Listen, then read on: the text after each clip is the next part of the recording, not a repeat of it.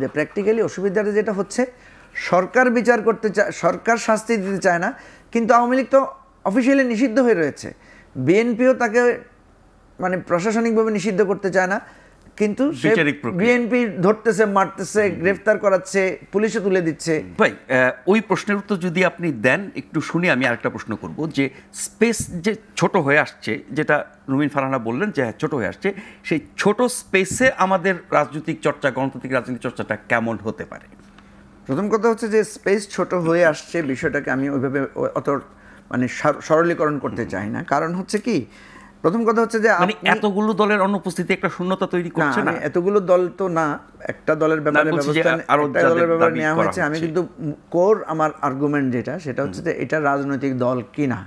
কারণ এটা যদি রাজনৈতিক দল হতো, আপনি দেখেন আজকে যেটা ব্যারিস্টার রুমিন ফারহানা বলেছেন যে একটা লোকও এটার জন্য কোনো ভুল স্বীকার করছে না। আপনি দেখেন রুমিন ফারহানা কিন্তু এখানে যে বক্তব্যটা দিয়েছেন, ওনার দলের সাথে কিন্তু অনেক ক্ষেত্রে মিলও নাই, ঠিক আছে? এবং ওনাকে আমরা প্রায় সময় দেখি উনি আউটস্পোকেন কথা বলেন, দলের বাইরে গিয়েও কথা বলেন, এই জন্য হ্যাঁ, দলের ভেতরেও তাকে কিন্তু অনেক কথা শুনতে হয়।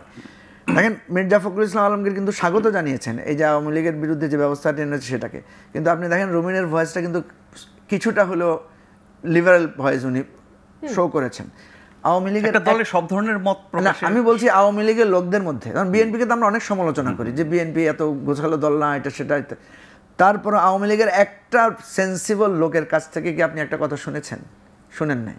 তো সুতরাং আমরা যেটা বলছি, আওয়ামী লীগ এটা একটা টেররিস্ট পার্টি হয়ে গেছে, এবং এটা মোর দেন, আমি তো অনেক সময় বলি যে জামাত একটা রেজিমেন্টাল পার্টি, আমি দেখি আওয়ামী লীগ মোর দেন দ্যাট।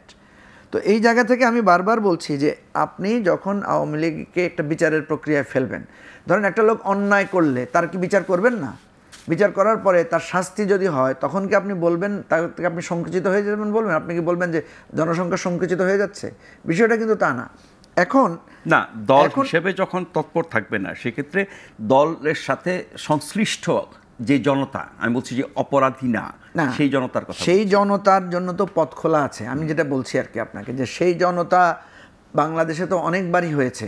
বাংলাদেশের দল নিষিদ্ধ তো নতুন ঘটনা না। আপনার বাংলাদেশে যখন মার্শাল ল ছিল, সব দলের কার্যক্রমই তো বন্ধ ছিল। আওয়ামী লীগের কি রাজনৈতিক না, আমি বলছি সঠিক ছিল। আমার একটা কোর বক্তব্য হচ্ছে কোনো রাজনৈতিক দলকে নিষিদ্ধ করে তার তৎপরতা বন্ধ করা যায় না, ঠিক আছে? কিন্তু আমরা এই জন্য বলেছি আওয়ামী লীগকে শুধু আপনি আইনগতভাবে নিষিদ্ধ করলে হবে না, আওয়ামী লীগের বিরুদ্ধে একটা সাংস্কৃতিক, সামাজিক, রাজনৈতিক প্রতিরোধ গড়ে তুলতে হবে। কারণ যেই দল গণহত্যার সাথে জড়িত, যেই দল লুটপাট করেছে দেশের মৌলিক, আমাদের মুক্তিযুদ্ধের মূল অর্জন যেটা গণতন্ত্র, মুক্তিযুদ্ধের মূল অর্জন যেটা সাম্য, মানবিক মর্যাদাকে কিভাবে ভুলুণ্ঠিত করেছে আপনি বুঝতে পারেন?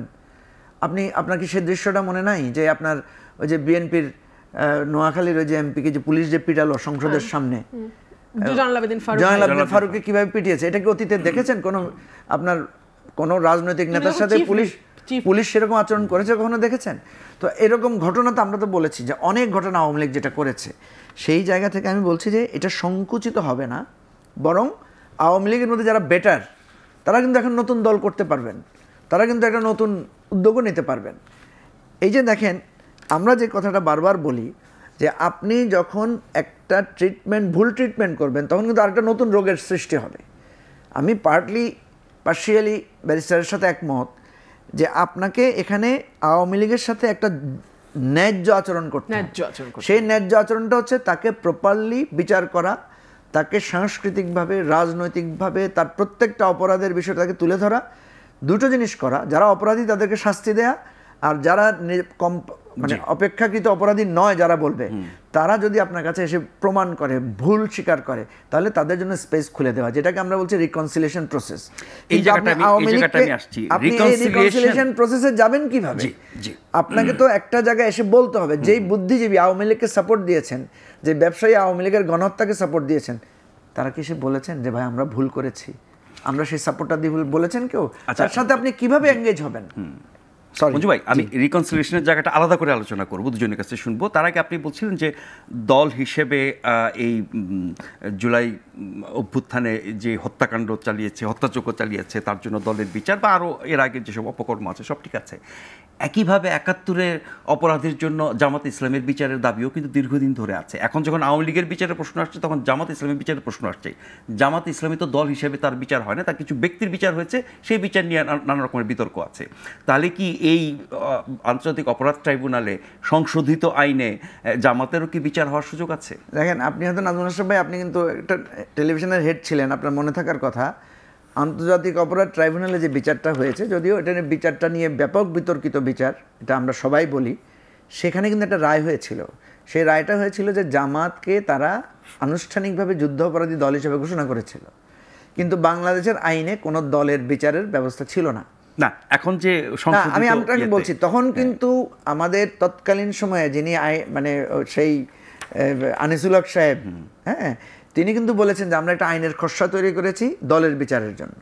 তো এখন আপনাকে যেটা আমি বলছি, আপনি যেটা বলছেন যে দলের বিচারের যে এটা পথটা খোলা হয়েছে, এটা সবার জন্য অ্যাপ্লিকেবল।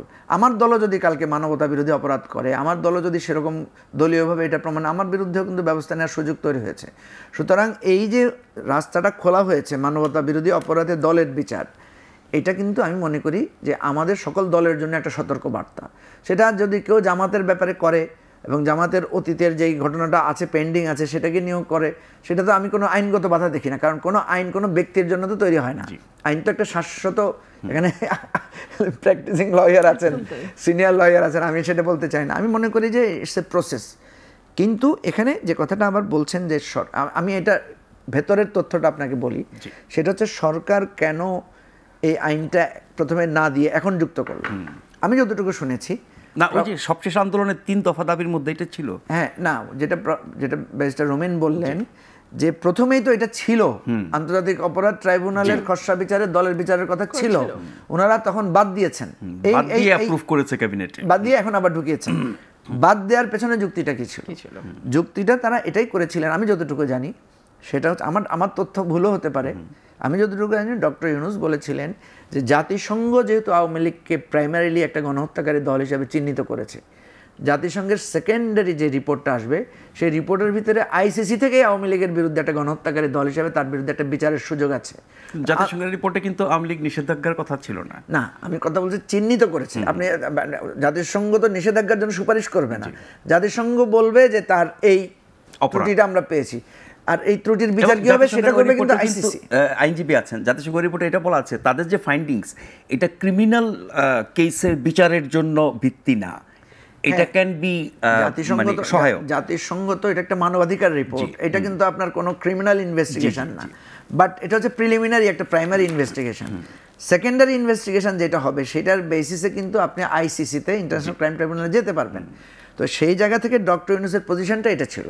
কিন্তু আমরা প্র্যাকটিক্যালি কি দেখছি, আমি তো আপনাকে বললাম যে প্র্যাকটিক্যালি অসুবিধাটা যেটা হচ্ছে, সরকার বিচার করতে চায়, সরকার শাস্তি দিতে চায় না, কিন্তু আওয়ামী লীগ তো অফিসিয়ালি নিষিদ্ধ হয়ে রয়েছে, বিএনপিও তাকে মানে প্রশাসনিকভাবে নিষিদ্ধ করতে চায় না, কিন্তু বিএনপি ধরতেছে, মারতেছে, গ্রেফতার করাচ্ছে, পুলিশে তুলে দিচ্ছে, এনসিপিরাও সেটা করছে। তিনটা উপায় তো মঞ্জু ভাই, আমার কথা যে প্রশাসনিক আদেশে, বিচারিক প্রক্রিয়ায় আর রাজনৈতিক প্রক্রিয়া, তিনটার মধ্যে তৃতীয়টা অনেক বেশি গ্রহণযোগ্য এবং টেকসই এবং গ্রহণযোগ্য অনেকে মনে করেন। আপনি কি? তৃতীয়টা তো ন্যায় হয়েছে, এই টেকসই পদ্ধতিটাই সরকার নিয়েছে, কিন্তু ইন্টারিম টাইমের জন্য তারা তার কার্যক্রমটাকে স্থগিত করেছে বা নিষিদ্ধ করেছে। এই জায়গায় তো আমাদের আর্গুমেন্ট যে এটা কি সঠিক হলো না বেঠিক হলো।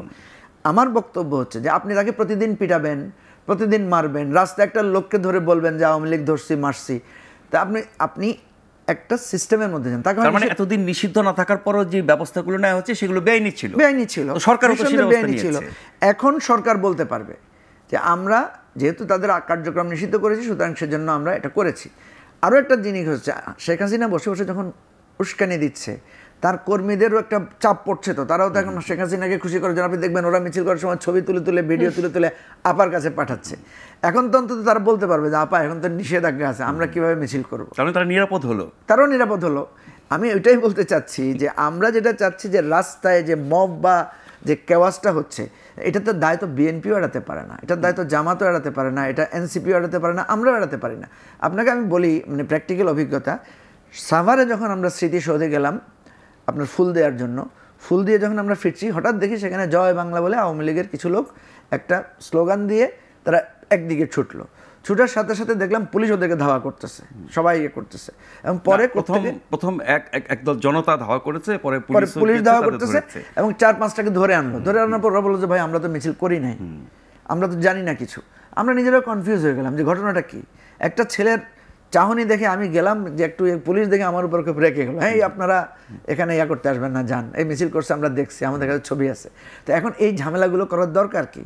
যখনই সে নিষেধাজ্ঞা থাকবে, যখন তার ব্যাপারে একটা ইনজাংশন থাকবে, তখন আপনি এ করবেন, মানে এই ধরনের ঘটনা তখন এড়ানো যাবে। এখন আমার কথা হচ্ছে যে বিএনপি বলছে যে আমরা এটা চাই না, কিন্তু রাজপথে তো বিএনপি নিষেধাজ্ঞা আরোপ করে ফেলছে।